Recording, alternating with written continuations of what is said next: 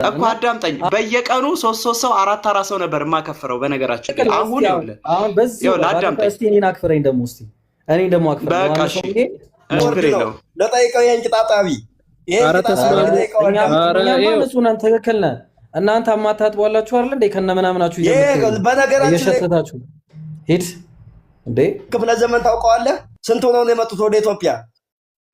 ኦርቶዶክስ ማለት ይሄ ነው። ባይዘው በቃ ስድብ ነው ወይ ማስወረድ ነው ወይ ማረግ ነው። በቃ እንደዚህ ነው ወላሂ። ምንም ከእውቀት ዘር ከእውቀት ነፃ ቀሲስ አመለጡ።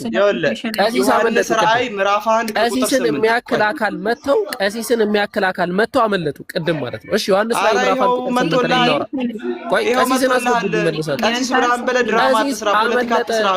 ቀሲስ አመለጡ። ጥያቄያችንን መቋቋም አቃታቸው። ኢየሱስ ወልድ ነው ወይ ስንላቸው በጣም እንጂ ገብተው አመለጡ እኮ ቀሲስ። ሚውት አድርጊልን። አታሰድብ ኤልሳ፣ በነገራችን ላይ አታሰድብ። ከዚህ በኋላ ሚውት አድርጊ። እንደገና በመደማመጥ መሰዳደብ አያስፈልግም። የሚሳደብ ሰው አወርዳለሁ ወይም መግባት እንዲገባ አልፈልግም። አስገቢያቸው ውስጥ አለው የሚለውን ኡስታዝ 3 ኡስታዝ አስገቢ። እስልምና ይሄ ነው ባይዘው ተስፋ ቆርጧል። እስልምና ተስፋ ቆርጧል። ኑ ተወያዩን። ይሄው ኑ ተወያዩ። ተውሂድ የምትሉት ነቢያት ሙስሊም ናቸው የምትሉት እንዲህ የምትሉት እያንዳንዱ ነገር ቁርአናችሁን፣ ሐዲሳችሁን፣ ተፍሲራችሁን፣ ሲራችሁን ከፍተን እናንብቡ። ይሄው እነዚህ እንወያይበት ስንላቸው ተስፋ ቆርጠዋል።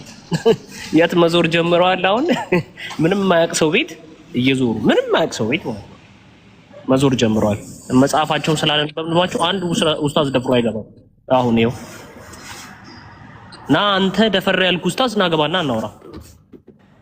አንድ ቁጥር ይጻፉ። ቆይ ኡስታዝ የሆኑ አንድ ቁጥርን ይጻፉና አስገቧቸው። ቆስጤ ደብል ስታንዳርድ መሆን አለበት። ጥያቄው እንደውም ኤኒ ኩዌስችን ደብል ስታንዳርድ መሆን አለበት። ኧረ ችግር የለውም ቶ አንተ ብራዘር ና አሁን እኔ ነኝ ያልኩ ኡስታዝ ና ገባለሁ። እንዲህ ወይኔ በጌታ ስም አሁን ጥያቄ ያለው እስልምና ላይ ሊያወራ የሚችል ካለ ቤታችን ክፍት ነው። እንዲሁም መጽሐፌን ከፍቼ እወያያለሁ የሚል ካለ ይግባ። ቀጥሎ ወንድሞች። በጣም የሚገርም ነገር ዛሬ በጣም መምህሮች አንድ መምህር የኢየሱስን አምላክነት ሊመልስልኝ አልቻለም እና በጣም የሚያሳዝነው ነገር ይሄ ነው። ትልቁ የሚያሳዝነው ነገር መምህራን ጋር ሄደን ጴንጤዎች ጋር ሄደን ብሎክ ተደረግን፣ እናንተ ቤት ገባን መጣን፣ ምንም ልናገኝ አንቻለም። ስለዚህ እስቲ ምናልባት አንተ ጋር እንደው ሀዘናችንን ታስረሳን። ሀዘናችን ያብስራ። ቆይ አንዴ አሁን አንተ የኢየሱስን አምላክነት የሚነግረኝ አጥቶና ያልከኝ ይቅርታ አድርግልኝ። ያብስራ አሁን እኔ የሚገርመኝ ነገር አንተ ከመጽሐፍ መረጃ ትፈልጋለህ። ከመጽሐፍ ከምናምንበት ወይም ከሚያምኑበት መጽሐፍ መረጃ እየፈልግ ነው። እኔ እኮ አሁን ያሳያችሁን እኮ የከፈታችሁ ቪዲዮ ስለ መጽሐፍ ቅዱስ አይደለም የሚያወራው እኮ። ይሄ ያሳዝንህም እንዴ? ይሄንን ከፍተህ እያሰማህ እየሰማህ ከመጽሐፍ ቅዱስ መረጃ ለክርክር እንጂ እውነት ነው እንዴ? ከዛ በላይ የሚያሳዝነው መጽሐፍ ቅዱስ ላይ ኢየሱስን አምላክ ነኝ ያለበት የለምና ስታመልከው ደግሞ በጣም ያሳዝናል። በጣም የሚገርመው ነገር ደግሞ ይሄ ነው አለ ሌላ አምልኩኝ ያለበት። የመጽሐፍ ቅዱስ እና የቁርአን ልዩነቱ መጽሐፍ ቅዱስ መዳን እንደምንችል ብዙ ቦታ አሁን ለምሳሌ አንቀጹ ላይ ምንድነው ጥያቄ በብዛት መፎካከሩ እንዳዘነጋችሁ በግልጽ እሱም ይናገራልና አያዘናጋም። መፎካከሩ ያዘናጋል ይላል። ምንድነው ታዲያ? ስለዚህ ወደ ህይወት ሳይሆን ወደ ጥፋት ነው እየመራ ያለው በግልጽ እያሳየ ያለው። በእርግጥ አትፎካከሩ ነው ያለው እኮ። መፎካከሩ ያጠፋቸዋል ይላል። ለምሳሌ አንተ የሆነ ነገር ይዘህ ራስህን ትተህ ከሌላ ጋር ስትፎካከር ትጠፋለህ። በሀብትም ሊሆን ይችላል፣ በብዙ ነገር ሊሆን ይችላል። ራስን ከሰው ጋር አታወዳድር ነው በቃ። ለአንተ የሆነ ነገር ሰጥቻለሁ ለዛውም ሰጣለሁ፣ አትፎካከሩ ነው። ጥሩ ምክር አይደለም ይሆን? ጥሩ ምክር። ሌላው ደግሞ እሺ አሁን ለምሳሌ ህይወት እያለ ዋናው በር እያለ በዙሪያ በአጥር በኩል መሄዱ ለምን አስፈለገ? ደግሞ ቀጥታ የመቅረብ ኃይልም አቅምም የለንም። እዚህ ላይ ደግሞ ስለ ትንሣኤ በቃ ይከልከል፣ ምንም መጠጊያ የለም። በዚያ ቀን መርጊያው ወደ ጌታ ብቻ ነው ይላል። መጠጊያ የለም ሲባል ሊሆን ምን መሰለህ፣ በዛ ቀን መጠጊያ የለም ሲባል አንደኛ እኛ በበር በኩል ነው የምንሄደው። በሩም ነቢያቶች ናቸው። በሩም ኢየሱስ ነው። በሩም ነቢያችን ሙሐመድ፣ በሩም ሙሴ ነው። በሩም አብርሃም ነው። ነቢያቶች ሁሉም በር ናቸው፣ ወደ አምላክ ያስጠጋሉ። በዚያ ቀን መጠጊያ የለም ሲባል ለምሳሌ አንተ ቢሊዮነር ብትሆን አምላክ ዘንድ ያ ሀብት ንብረት አይጠቅምህም። የሚጠቅምህ እዚህ ዓለም ላይ ያንተ እምነትና መልካም ስራ ነው። እናትህ በጣም የተከበረች መንግስት ብትሆን፣ አባትም ደግሞ የሀገር ገዢ ቢሆን፣ አምላክ ፊት ስትቀርብ ግን እናትም አባትም ዘመዶችህም አይጠቅሙህም። የሚጠቅምህ ያንተ ስራ ነው። የሚጠቅምህ ያንተ እምነት ነው። መጠጊያችሁ እኔ ነኝ እንጂ ሀብት ንብረታችሁ አይደለም እያለ ነው። ምንድን ነው ጥያቄው? ጥያቄው ስራው በጣም አሁን በሙስሊሞች ዘንድ እየተሰራ ያለው ቀይ ጨረቃ፣ አሁን ይሄ መልካም የሚሰሩ ስራዎች በጣም ጥሩ ስራዎች ናቸው። ባይብልም የሚደግፈው ስራ ነው እየተሰራ ያለው። ግን ከዛ በፊት ምቀድም አለ። በልጁ ጌትነት፣ በክርስቶስ ጌትነት ኢየሱስ ማዳን እንደሚችል ያንን ማመን ነው። ያንን ማታመን ከሆነ ያ ሁሉ ከንቱ ነው። አንዴ ቆይ፣ እኛ እኮ በኢየሱስ እናምናለን። ኢየሱስ ሰውን ያድናል። የሚያድነው ከአምላክ በተቀበለው ስልጣን ነው። ኢየሱስ በራሱ አቅመ ደካማ ነው። እኔ ከራሴ አንዳች ላደርግ አይቻለኝም፣ እንደሰማው ፈርዳለሁ፣ ፍርዴም ቅን ነው ይላል። ምን መሰለህ? ኢየሱስ ልክ እንዳንተ ደካማ ነው። ባይዘ ልክ እንዳንተ ደካማ ነው። ነገር ግን ከአንተ የሚለየው እሱ ፍጡር ስለሆነ፣ እርሱ ነቢይ ስለሆነ፣ እርሱ ሰው ስለሆነ አምላክ ስልጣንን ሰጠው። ስልጣንን ከተቀበለ በኋላ ምንድን ነው? ሰዎችን ሊያድን ይችላል። አይነ ስውራንን ሊያበራ ይችላል። ልክ እነ ኤልሳ ሙታንን ያስነሱ ነበር። በነገራችን ላይ ነቢያት ነቢይ የሆኑ ኤልሳ የሞተውን ሕፃን ያስነሳል ከሙታን በኩል። ለምን? አምላክ ስልጣንን ስለሰጣቸው። ደካማ የሆነው ኢየሱስ፣ ፍጡር የሆነው ኢየሱስ ከአምላክ ስልጣንን ከተቀበለ በኋላ የተለያዩ ተአምራትን ይሰጣል። ሌላ ቦታ ደግሞ መላእክት ኢየሱስና አብ ተጠቅሰዋል። የሶስት አካላት በአንድ ቦታ መጠቀስ አይደለም። አንደኛ ገላትያን ብትመለከት አብ አለ፣ ኢየሱስ አለ፣ ጳውሎስ አለ። ስላሴ ናቸው አይደሉም? ሶስት አካላት በአንድ ጥቅስ ላይ መጠቀስ ሳይሆን ስላሴ ብሎ ማለት አምላክ በስም በግብር በአካል ሶስት ሲሆን በመለኮት በአገዛዝ በስልጣን አንድ ነው የሚለው ትምህርት ነው። ይሄ ትምህርት መጽሐፍ ቅዱስ ላይ አለ ወይ? አዎ አለ። የቱ ጋር? ኢየሱስ ክርስቶስ ተማሪዎቹን ደቀ መዛሙርቱን ስልክ በአብ በወልድ በመንፈስ ቅዱስ እያጠመቋችሁ ደቀ መዛሙርትን አድርጓቸው ብሏል። አንድ አምላክ ናቸው ይላል እዛ ቦታ ላይ። አንድ አምላክ ናቸው ይላል። በአብ በወልድ በመንፈስ ቅዱስ ሶስት ስም አለ ብያለሁ። በአንድ አምላክ ስም እያጠመቃችሁ እነዛ ሶስት ስሞች አዳምጠኝ፣ ሶስት ስሞች ተጠቅሰዋል። ኢየሱስ አንድ፣ እግዚአብሔር ሁለት፣ ጳውሎስ ሶስት ስም ተጠቅሰዋል መጽሐፍ ቅዱስ ላይ። ግን ጥያቄው አብ ወልድ መንፈስ ቅዱስ ሶስት አካል አንድ አምላክ ነው የሚል ነገር መጽሐፉ ላይ አለ ወይ? አሁን እዚህ ላይ ሶስቱም የተለያየ እንትን ነው ያላቸው። አሁን መንፈስ ቅዱስ በነ ውስጥ በአዲስ ኪዳን ኢየሱስ ክርስቶስ ወደ ሰማይ ወዴት ነው የምትሄደው? ዮኒ እኔ ሲሄድ አይ ጠቅለል አድርገህ ልነግርህ ነውና የጠቀስከው የማቴዎስ ወንጌል ምዕራፍ 28 ነው የጠቀስከው ማቴዎስ ወንጌል ምዕራፍ 28 ቁጥር 19 እዛ ጥቅስ ላይ አብ ወልድ መንፈስ ቅዱስ አንድ አምላክ ናቸው የሚል ነገር አለ ወይ?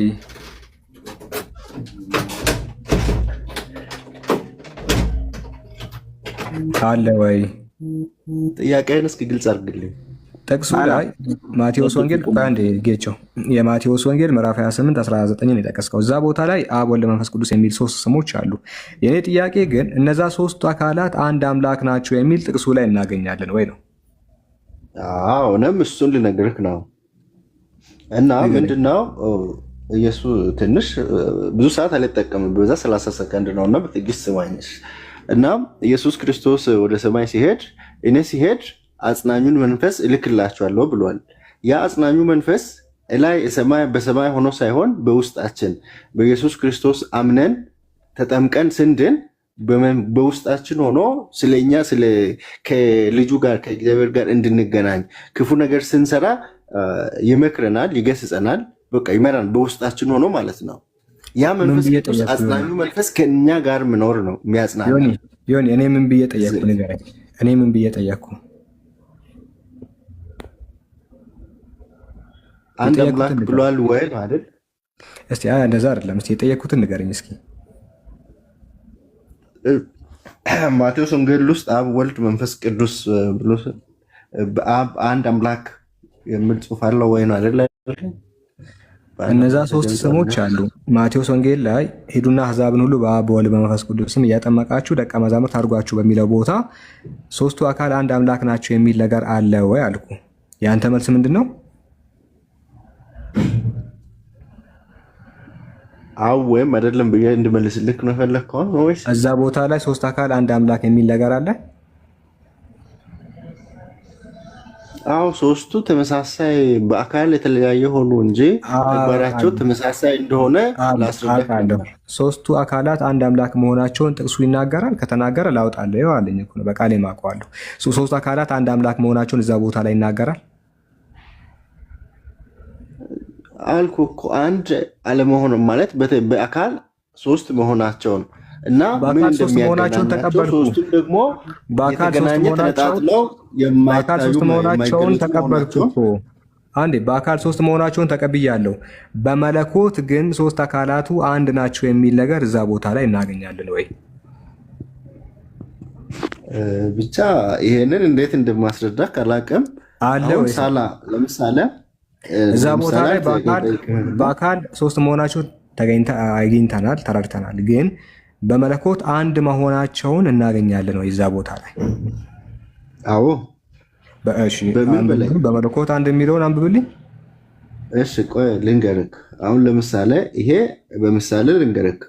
አሁን አንተ ሳላ ከጥቅሱ ላይ የሶስት ልክፈትልና ጥቅስ ቆይ እንደዚህ ማድረግ እንደዚህ ጥቅሱን ከፍቼ ስማኝና ጥቅሱን እየከፈትን እንደዛ ሳይሆን የምናወራው ጥቅስ ከፍቼ ያሳይህና ከዛ ቦታ ላይ አማርኛውን አንብበ የጠየኩትን ትመልሳለህ እንጂ እንደዚህ ከባድ ነው።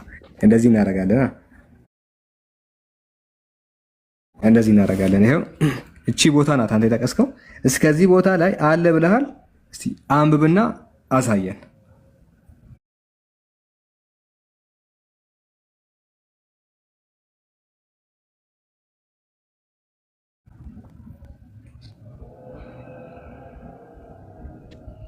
ይሄው የጠቀስከው እንግዲህ ሂዱና አሕዛብን ሁሉ በአብ በወልድ በመንፈስ ቅዱስ ስም እያጠመቃችኋቸው ያዘዝኋችሁንም ሁሉ እንዲጠብቁ ያስተማራችኋቸው ደቀ መዛሙርት አድርጓቸው።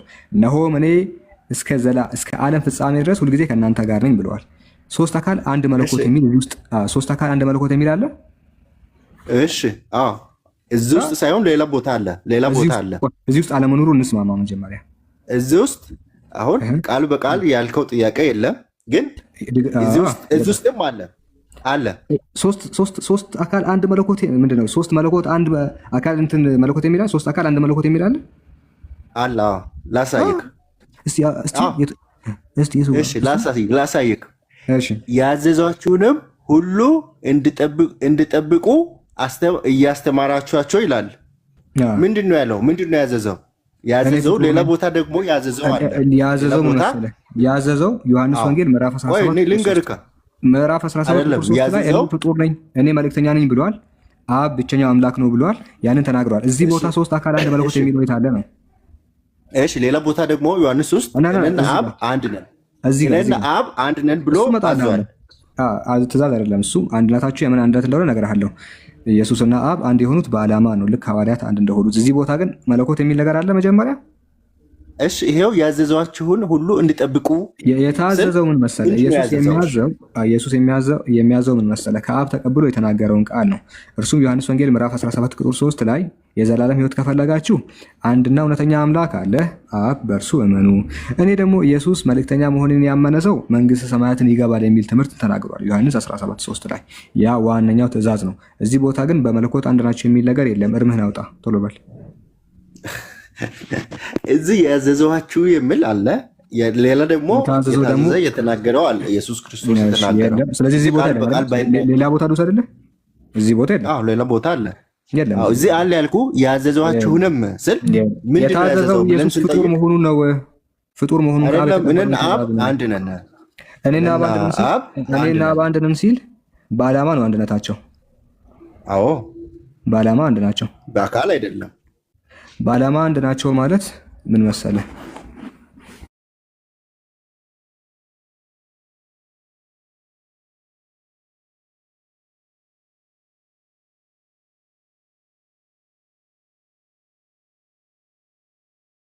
አባቴ ከሁሉ ይበልጣል። ስለዚህ እንደሚበልጥ ተናግሯል። አብና ኢየሱስም አንድ የሚሆኑት በዓላማ ነው። ዓላማቸው ምንድን ነው? ሰዎች መንግስት ሰማያት እንዲገቡ ነው። መንግስት ሰማያት የሚገቡት ደግሞ ዮሐንስ ወንጌል 17:3 ላይ አብ አምላክ ነው፣ ኢየሱስ መልእክተኛ ነው ብሎ ሲያምኑ ነው ይላል። ጌም ኦቨር ዳስ ኦል። እኔና ኢብሮ ማን ነው? አንድ ጥያቄ ልጠይቅህና ስለ ስላሴ ሰው በእግዚአብሔር መልክና በአምሳሉ ነው የተፈጠረው። በመልካችንና በአምሳላችን እንፍጠር ነው ያለው። ለምሳሌ ሳላ አሁን አንተ የሶስት አካል ጥምረት ነው። ለምሳሌ ስጋ አለ፣ ነፍስና መንፈስ አለ። ነፍስ ከስጋ ብለይ ወይም መንፈስ ከስጋ ስለይ ተለያይቶ እንትን አይታዩም። ተነጣጥለው አሁን ለምሳሌ ስጋህን እስኪ ለይተህ አሳየኝ ማለት መንፈስህን ለይተህ ሰው የሚባለው ከሶስቱ ወይ ደግሞ በሁለቱ ነው። አንዱ ሰው የሚባለው ስጋና መንፈስ ነው። ይቀጥል። አዎ ስላሴም በዚህ ነው። ሰው እናንተ ናቸው ያላችሁ በዚህ ምሳሌ ልንገልጠው እንችላለን እንጂ መጽሐፉ ያለው አይደለም። እናንተ የምትሉት እንደዛ ነው፣ ግን መጽሐፉ ስላሴ የሚባለው ይሄ ነው ብሎ አላስቀመጠም። እናንተ የምትሉትን እናውቃለን፣ መጽሐፉ ነው ያላለው ነው ችግሩ። እሺ ብቻ እኛም አሁን እውነቱን የመቀበል አለመቀበል የሰው ፈንታ ነው። ይሄ የምህረት ዘመን ነው። ሁሉም ኢየሱስ ፍጡር ነው የሚያደርግ ኢየሱስ ፍጡር ነው። አሁን እኛ ስለ ኢየሱስ እኛን ለማዳን መጣ እንጂ የራሱን ክብር ሊገልጥ አይደለም። ኢየሱስ ፍጡር ነው አይደለም። ኢየሱስ አብ ነው የፈጠረው አይደለም። እሱ ፈጣሪም ነው፣ ፈጣሪ ነው። አብ ኢየሱስን የፈጠረው ማን ነው? ኢየሱስን የፈጠረው ገና ፍጥረት ሳይፈጠር ነበረ። ጥያቄ የኢየሱስ ፈጣሪ ማን ነው? ኢየሱስ ፍጥረት ሲፈጠር ነበረ። ፍጡር እንደሆነ ላሳይ መጽሐፋችሁ ላይ ሄደን ስናነብ መጽሐፋችሁ ግን ፍጡር ይለዋል። እሺ መጽሐፉን ወይ ቀድጄ ልጣለው ንገረኝ እስኪ። መጽሐፉ ምን ላድርገው? እሺ ቆይ ነኝ ከአንተና ከመጽሐፉ አንዳንድ ጥቅስ የመራረጥክ ሳይሆን ሙሉ መጽሐፉ ድረስ ሙሉን አንብብ። ለምሳሌ አንተ ዮኒ የአንተን ህይወት ማን ነው የሰጠህ? ንገረኝ። ህይወትን ማን ነው የሰጠህ? አምላክ ነው አይደለ? ፍጡር ነው አይደለህም? አንተ እኔ ፍጡር ነኝ። ህይወትን እግዚአብሔር ስለሰጠህ ፍጡር ነህ አይደለ? ህይወትን እግዚአብሔር ሰጠህ። በዚህ ምክንያት ዮኒ ፍጡር ነው። ጥሩ። ለኢየሱስ ህይወትን የሰጠው ማን ነው? እሱ ራሱ ህይወት ነው። እንደዚህ ላለ መጽሐፍ ቅዱስ የዮሐንስ ወንጌል ዋሽቷል። ዮሐንስ ወንጌል ምን ይላል መሰለህ? ዮሐንስ ወንጌል ካልዋሸ አብ በራሱ ህይወት እንዳለው እንዲሁ ደግሞ ለወልድ በራሱ ህይወት እንዲኖረው ሰጥቶታልና አለ። አብ ራሱን ችሎ ቆሞ ለወልድ ደግሞ ህይወትን ሰጠው አለ። ወልድ ህይወትን የተቀበለው ከማን ነው ዮኒ? እሺ ወደ ላይ ከፍ ብላን ብብልን። እሺ ወደ ላይ ከፍ። እሺ እውነት እላችኋለሁ ሙታን እግዚአብሔር ልጅ። እሺ አሁን ከፍ ትንሽ ወደ ላይ ወደ 20 አካባቢ ዮሐንስ 5። እሺ ዮሐንስ 5 ምንም ችግር የለው። ምንም የሚለውጠው ነገር ስላሌለ ምንም አያስቀርልህም። አነብልሃለሁ። ቁጥር ስንት ነበር ያነበብኩልህ? ይሄኛው ቁጥር 26 ነው። እሺ ከዚህ ጀምሬ ላንብብልህ። እንደውም እዚህ ጋር ራሱ ምን እንደሚናገረው ሌላ በላ መጣብህ። አይ ወደ 20 አካባቢ ሂድ። አይ ወደ 20 ከፍ አብ ወልድን ሙሉ መጽሐፉን ካነበብንማ ጊዜ የለንም። ይሄው ከጀመረ ሙሉን አይደለም። እሺ ፕሊስ አብ ወልድን ይወዳልና የሚያደርገውንም ሁሉ ያሳየዋል ይላል። ይኸውልህ አብ ወልድን ይወዳል የሚያደርገውንም ሁሉ ያሳየዋል ይላል። ማን እያሳየው ነው ወልድ የሚያደርገው?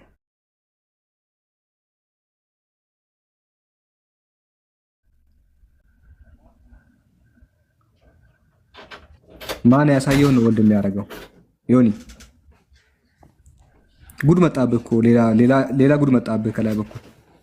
ኧረ ምንም ጉድ የለም። አብ ወልድን ይወዳልና የሚያደርገውን ሁሉ ጀምረህ አንብብ። ከ19 ጀምረህ አንብብ። ከሀገር ወጣ። እሺ ስለዚህ ኢየሱስ መለሰ እንዲህ ላንብብልህ። ስለዚህ ኢየሱስ መለሰ እንዲህ አላቸው፣ እውነት እላችኋለሁ አብ ሲያደርግ ያየውን እንጂ ወልድ ከራሱ ሊያደርግ ምንም አይችልም አለ። ወልድ ከራሱ ነገር ማድረግ ይችላል? ይችላል። አንብብ አለኝ። ወደ ላይ ወጣ አንብብ አለኝ። ወደ ላይ ወጥቼ ሳነብ ይሄን እንግዲህ አይታችኋል። ይሄ ጥቅስ ራሱ አንተ ዲስትሮይ ያደረገ አነባለሁ እኮ ተረጋጋ። አነባለሁ ላነበው እኮ ነው 19 ጀምር አልክ። 19 ስጀምር ሌላ ወጥመድ ውስጥ ከተተ። ምን አለ? ስለዚህ ኢየሱስ መለሰ እንዲህም አላቸው፣ እውነት እውነት እላችኋለሁ አብ ሲያደርግ ያየውን ነው እንጂ ወልድ ከራሱ ሊያደርግ ምንም አይችልም። አቅመ ደካማ ነው አለ አይደለም አላለም። ከዛስ ያ የሚያደርገው ሁሉ ወልድ ደግሞ ይህን እንዲሁ ያደርጋል አለ። ከራሱ ግን ይችላል ማለት ነው። ከራሱ አይችልም ማለት ነው። ያ የሚያደርገውን ሁሉ ወልድ ደግሞ ይህን እንዲሁ ያደርጋል። ከየት አምጥቶ ወልድ ከየት አምጥቶ ወልድ የሚያደርገው ከአብ አምጥቶ ከራሱ ነው። ከራሱማ አይችልም አለ። ከራሱ ምንም ነገር ማድረግ አይችልም አለ። አብ ያሳየውን ግን ያደርጋል አለ። አብ ወልድን ይወዳል፣ የሚያደርገውንም ሁሉ ያሳየዋል ይላል። አብ ባያሳየው ኢየሱስ ማድረግ ይችላል? ዮኒ እሺ፣ እሱም እኮ እኔ ከአብ እበልጣለሁ አላለም። አብ ባያሳየው ወልድ ማድረግ ይችላል ወይ ነው? እሺ ኢየሱስ አሁን ከአብ እበልጣለሁ ሌላ ቦታ አትሄድም። ሌላ ቦታ አልወስድም። አብ ባያሳየው ኢየሱስ ማድረግ ይችላል? አረ ህይወት የአባቱን የዘላለሙን የአባቱን ፍቃድ ሊፈጽም ነው የመጣው። አልጠየቅኩም። አብ ባያሳየው ወልድ ከራሱ ማድረግ ይችላል? እኔ ከራሴ ምንም ላደርግ አልችልም ብሏል። እሱን ነው የምልህ። ለአብ ማን ነው የሚያሳየው? እሺ አብ ሲያደርግ ለአብ ማን ነው የሚያሳየው? እሺ እኛ እሱ ያለው ህይወትን ለማግኘት ነው ያለው እንጂ አብ ደግሞ አብ አንድ ነገር ሲሰራ ለአብ የሚያሳየው አካል አለ። እንደዚህ ባንከራከር፣ ይኸው ጊዜው የዲሞክራሲ ነው። ሁሉም ያዋጣኛል የሚለውን የመምረጥ መብት አለው። አላስገደድኩም። ደግሞ እውነቱን እውነት ማስረዳት ብቻ ነው። አንተ ነህ ክፈትልኝ አልከኝ፣ ከፈትኩልህ። ዲሞክራሲ ትላለህ እንዴ? ራስህ ያመጣው ጥቅስ እኮ ነው የያዘ። ጠቀስክ፣ የጥቅሱ ያዘ አንተን። ዲሞክራሲ 21 ነንብብሽ 21 ነንብብሽ ዲሞክራሲ። እሺ አምጣልኝ አለን ጥቅሱን። ሳመጣለት ጥቅሱ አላስኬዳለሁ እና ይሄ እውነት እኮ ነው። ምንም መከራከር ነገር የለውም። እኔ አላስገደድኩም። ዲሞክራሲ የተባለ መች አስገደድኩም? አብ ሙታንን እንደሚያስነሳ ሕይወትን እንደሚሰጣቸው እንዲሁ ወልድ ደግሞ ለሚወዳቸው ሕይወትን ይሰጣቸዋል ይላል። ምክንያቱም ከአብ ስለተቀበለ። ይሄንንስ ምን ትላለህ? አሁን ምን እንደምል እንዴት ትረዳዋለህ? ይሄንን እንዴት እንደምረዳው ድንገር አብ ለሱም ለኤልሳዕም ለነቢያቱም ኃይል ሰጥቷቸዋል። ኤልሳ የሞተውን ያስነሳ ነበረ መጽሐፍ ቅዱስ ላይ። አምላክ ለመረጣቸው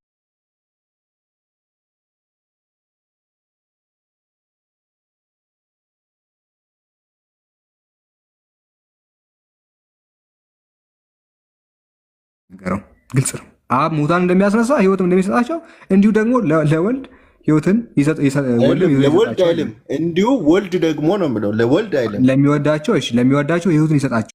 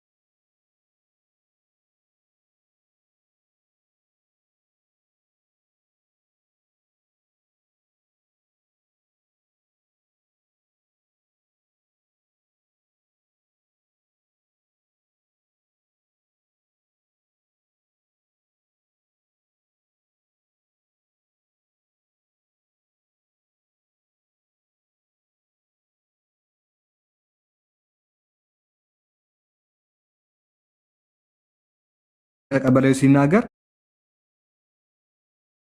አብ በራሱ ሕይወት እንዳለው እንዲሁ ደግሞ ለወልድ በራሱ ሕይወት እንዲኖር ሰጥቶታልና ይላል።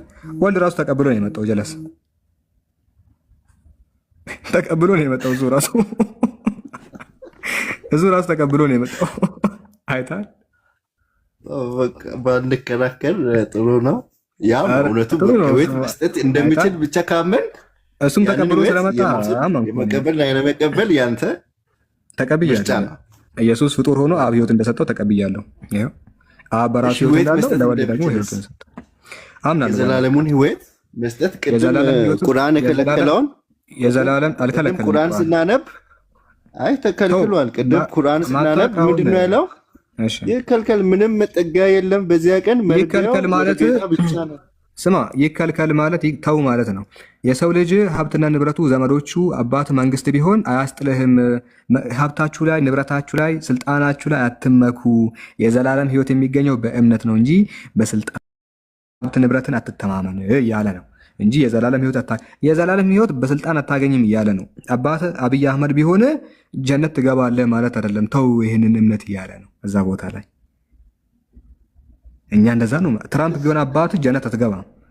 ያንን መማጸደቃችሁን ተው እያለ ነው። መኩራራታችሁን ተው፣ በዝናችሁ በስልጣናችሁ ተው እያለ ነው እንጂ የዘላለም ህይወትን አታገኙም እያለ አይደለም። የዘላለም ህይወትን የምታገኙትማ በነቢያችን ሙሐመድ መልእክተኝነት በአላህ አምላክነት ስታምኑ ነው እንጂ ስልጣናችሁ ገደል ነው የሚከታችሁ ነው። ሶ ወደዚህ ስንመለስ አብ በራሱ ህይወት እንዳለው እንዲሁ ደግሞ ለወልድም በራሱ ህይወት እንዲኖረው ሰጥቶታል ስላለ ኢየሱስም ህይወት ተቀብሎ ፍጡር ነው። አንተም ፍጡር ነህ፣ እኔም ኤልሳም ሁላችንም ፍጡር ነን። የፍጡራን ሁሉ አምላክ ደግሞ አላህ ሱብሓነሁ ወተዓላ ነው። በእርሱ እንድታምን ጥሪ ያቀርብልሃለሁ። ዮኒ ለዛሬው ይሄን ይመስላል። ኢብሮ መቀጠል ትችላለህ። ኢብሮ ተረከበኝ። እሺ ጀዛከላህ ሳላህ፣ አላህ ይጠብቅህ። ኢንሻአላህ ወንድሞች ይቀጥላሉ። ኔክስት ሙከሚል ረጅም ሰዓት ቁጭ ብሏልና ለሙከሚል ጊዜውን ልስጠው። ቆይ አንዴ ትሰጣለህ። እሺ ብራዘር፣ መጀመሪያ ኢየሱስ አምላክ ነው ብለህ ነው ያመንከው ነው ወይስ ምንድን ነው?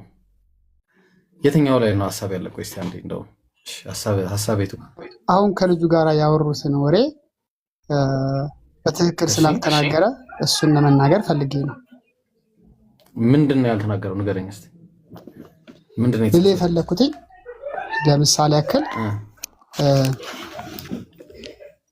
ያክል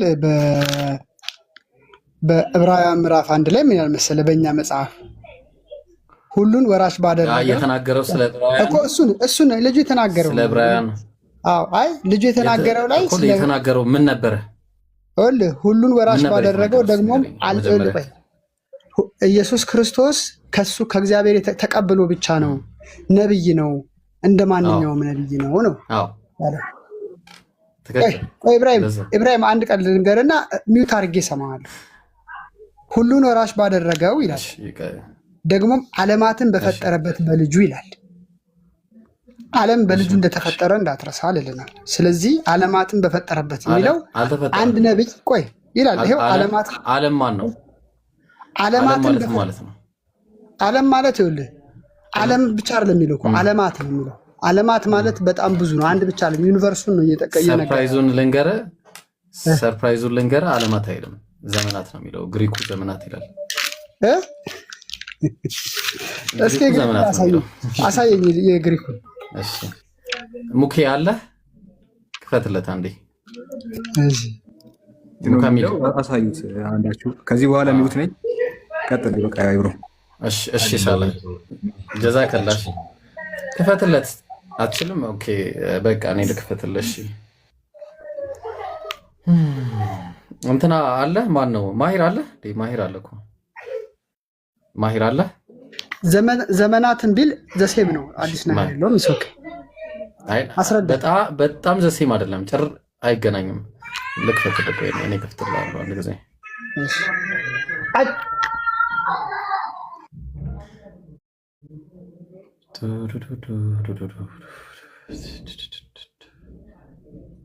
እሺ የዕብራውያን መጽሐፍ ምዕራፍ 1 ቁጥር 2 ላይ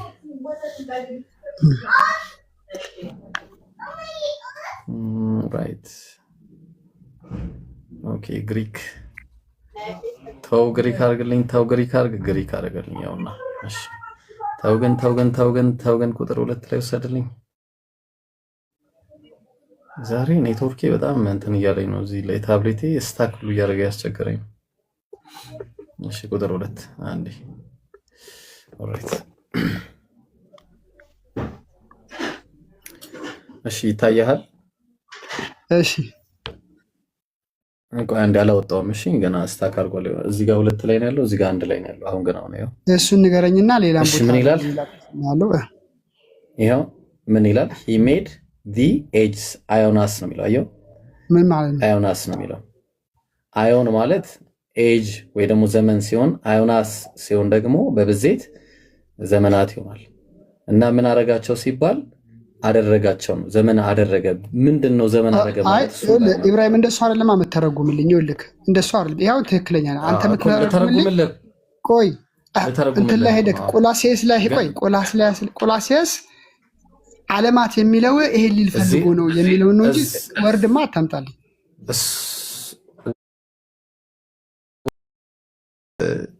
አዲሱን ዘመን በኢየሱስ እንዳደረገ ነው የሚናገረው። አዲሱን ዘመን በኢየሱስ ክርስቶስ አማካኝነት ፈጠረ የሚለው ኪዳኑ አዲሱን ዓለማትን በሱ ፈጠረ አይልም እኮ እያልኩ ነው።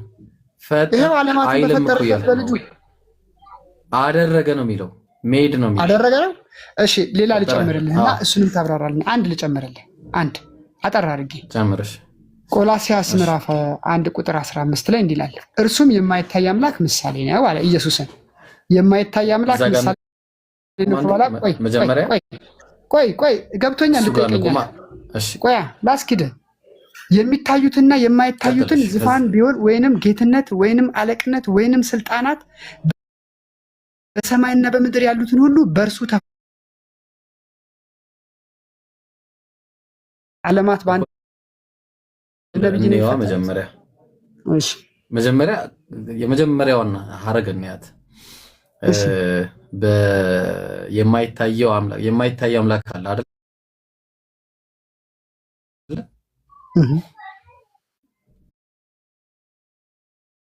የማይታየው አምላክ ለሚሆን ብቻውን አምላክ ለሚሆን ይላል አንደኛ ጢሞቴዎስ ምዕራፍ 1 ቁጥር 17 ላይ ብቻውን አምላክ ለሚሆን ለማይጠፋው ለማይታየው ይላል። የማይታየው አምላክ አለ አይደለ? የሱ ምሳሌ ነው ይላል እኮ። ገብቶኛል። ገብቶኛል። ቆይ ብቻውን አምላክ የሆነው ግን ብቻውን ነው አይደለ? አምላክነቱ ያ የማይታየው አይደለ? ቴዳ እንዳረብሽ ነው ሚት እያደረኩ ያለሁት። ችግር የለውም። ሚቱ አታርግ፣ ኖርማል ነው። ስለዚህ በቃ ከዚህ ከማይታየው ውጭ አምላክ ከሌለ ሌላ ሁለተኛ አምላክ አለ እያልከኝ ነው እንግዲህ። ይኸውልሽ ኢብራሂም አንድ ልንገርህ፣ መጽሐፍ ቅዱስ የጠቀስን ነው እየተማማርን ያለ ነው። መጽሐፍ ቅዱስ የምጠቅሰው እኮ አንድም ልትቀበለኝ ነው፣ አንድም ልቀበል ነው።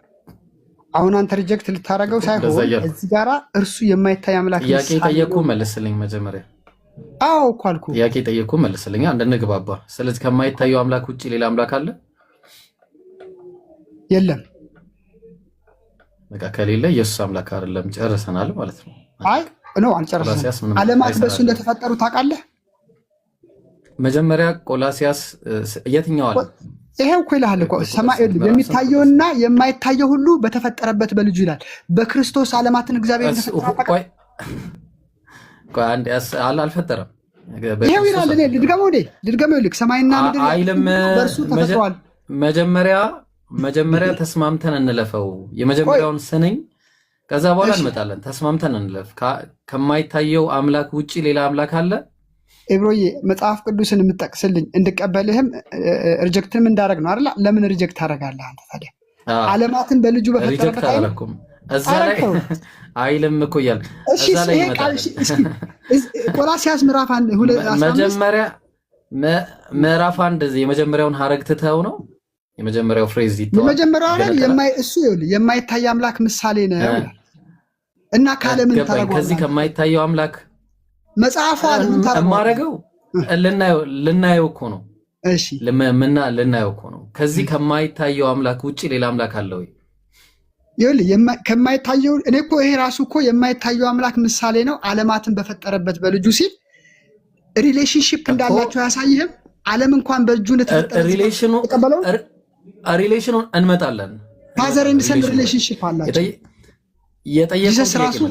ጂሰስ ራሱ ጋድ ነው የምልህ ለዚህ ዓለም በሱ ነው መልስልኝ። ምክንያቱ እኮ ጉድጓድ አለ። ይሄን ጥያቄ ከመለስክ ትልቅ ጉድጓድ አለ የምገባበት። በእውነት መልስልኝ። ላለመመለስ ነው ወደኋላ እየሸሻለሁ። መልስልኝ። መልስ። እሺ የማይታየው አምላክ ከማይታየው አምላክ ውጪ ሌላ አምላክ አለ ወይስ የለም? የማይታየው አምላክ አንድ አምላክ እግዚአብሔር አብ፣ እግዚአብሔር ወልድ፣ እግዚአብሔር መንፈስ ቅዱስ ነው። ሶስቱ አንድ አምላክ ናቸው። እሺ ማስረጃ ስጠኝ። እሺ እግዚአብሔር ወልድ የማይታየው አምላክ መሆኑ ማስረጃ ስጠኝ።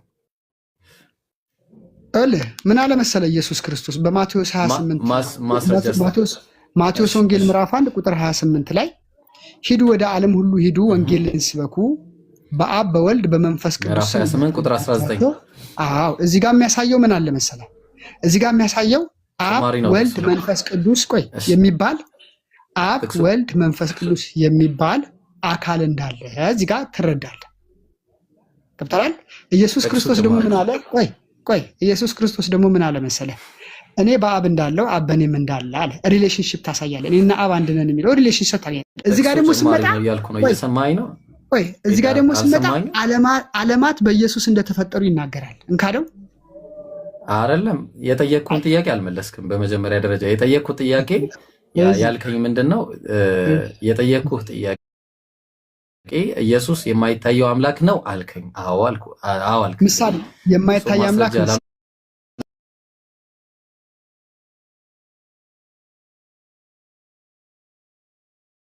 ምሳሌ ነው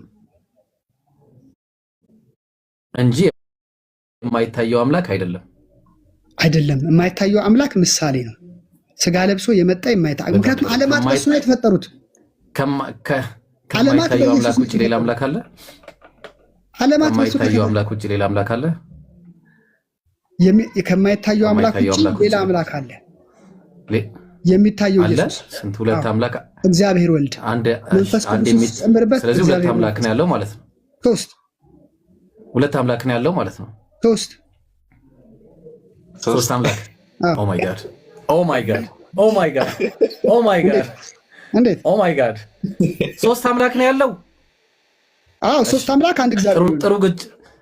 ለዚህ እኮ ይሄንን የቻይና ግንብ ማለት ነው ተጋፈጠ። ቆይ በቁርአን ላይ የአላህ ስም በፕሉራል የሚጠራው ለዚህ ነው። ተረጋጋ። ግድ የለም እንመጣለን። ቆይ አይስዌር ለዛ ነው ማኒ መስፍን ተሳስቷል? ትክክል ነው? እስኪ ንገረው አንዴ ለቴዳ መስፍን ተሳስቷል ወይስ ትክክል ነው? ሶስት አምላክ አይደለም። አንድ አምላክ አይደለም። እኔ እኮ ያልኩት እኮ አልገባም። ሶስት አምላክ አንድ እግዚአብሔር ነው ያልኩት። አልገባም መስፍን አንተ። እንደዛ አይባልም። አንድ አምላክ በሶስት አካል ዳይጸ ልሳን ነው ተሳስተህ ነው እንጂ አንድ አምላክ በሶስት ማንነት የተገለጠ ምንል እኮ በቃ ዛት ወይ እያልኩ ያለሁት ይገባዋል። ይኸውልህ ከብዙ ክርስቲያኖች ጋር ስለወራ ያውቃል። እግዚአብሔር አብ ወልድ መንፈስ ቅዱስ ነው። በቃ አለቀ። አሁን ዓለማት በኢየሱስ እንደተፈጠሩ ታምናለህ ወይስ አታምንም? ኖ እዛ ላይ እቺን ለሙስሊሞች ንገራቸው። ይኸው እዚህ ጋር 500 ሰው አለ። ዓለማት በኢየሱስ እንደተፈጠሩት ኖ አይልም። የማይታየው አምላክ ውጪ ሌላ አምላክ አለ ወይስ? አይልም። ወላሂ